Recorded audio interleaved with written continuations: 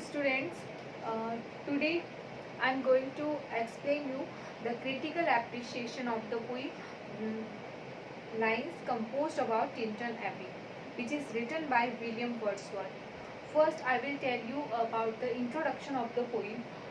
This poem was composed in 1798 and it published in the volume of Wordsworth, which is known as Lyrical Ballads.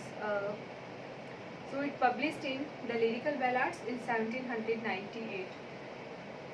This poem was composed when William Wordsworth was returning to Bristol from Tinton.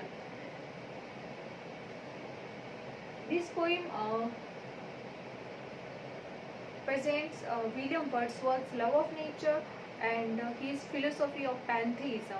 And in this poem we find his mysticism. Wordsworth believes in the divine spirit of nature. He believed that in all the objects of nature, in whether it be trees or cliffs or human beings, he believed that in all the things of nature there is a divine spirit. He means that all the spirits of nature are permitted by a divine power. He believed that nature is a storehouse of truth, wisdom, morality and knowledge, and nature provides all these treasures to the person who surrenders himself to its benign power, who goes to nature uh, uh, in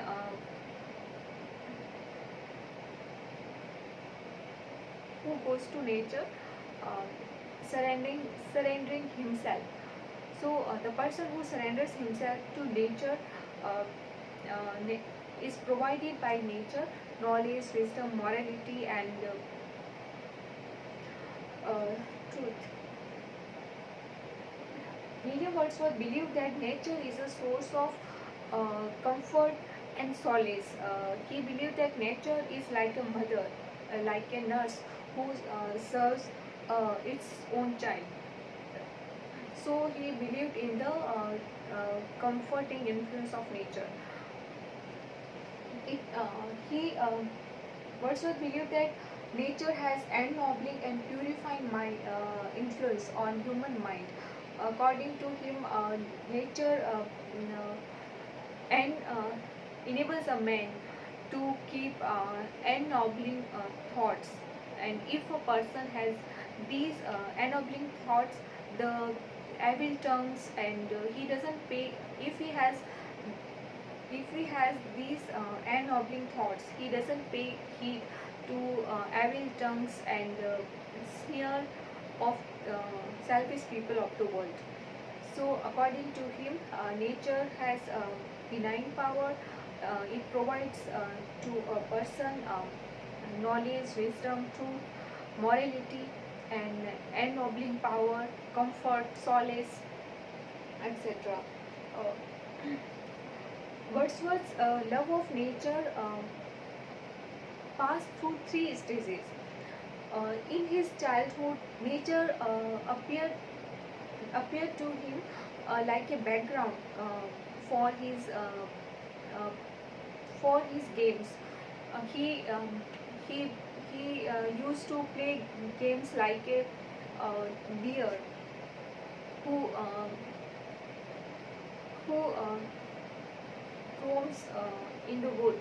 In the same way, Wordsworth, as a child, used to enjoy freedom and open air, and used to boating and bathing in the open air.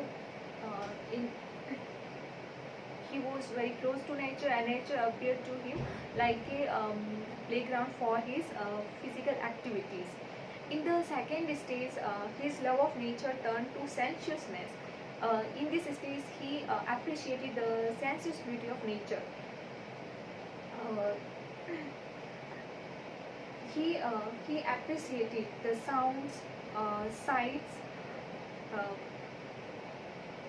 sights of nature. In this stage, Wordsworth says, "The sounding cataract haunted me like a passion." This was the stage of aesthetic passion, and the third stage was the spiritual stage, in which he believed that nature has benign power. It influences human mind and provides him tranquility, and consoles. Nature consoles uh, human beings. In this stage, Wordsworth also felt that uh, Wordsworth began to realize or feel the stills had music of humanity. It means he began to feel for the sorrows of human beings. He in this stage he believed that nature influences man, and through nature can commune with man, and man can commune with nature.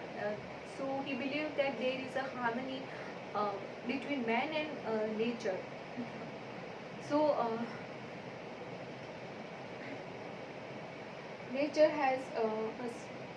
in this stage he believed that nature has mm, comforting influence on man. The next element is autobiographical element, in which in this poem William Wordsworth expresses his own personal experience.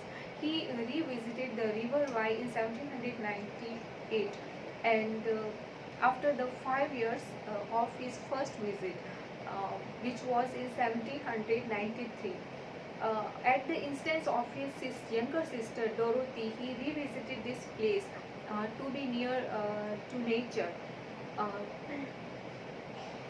Wordsworth was influenced by French Revolution, and he became disillusioned with French Revolution, and it created very depression in him. During this period of darkness in his life, his memories of nature provided him consolation, and these memories of beauties of nature sustained him.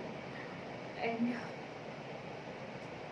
so in this stage he also speaks in this poem he also speaks about his younger sister Dorothy, whom he addresses and says that there will come a time when he will not be there with her, but his words will provide her comfort in her later life. And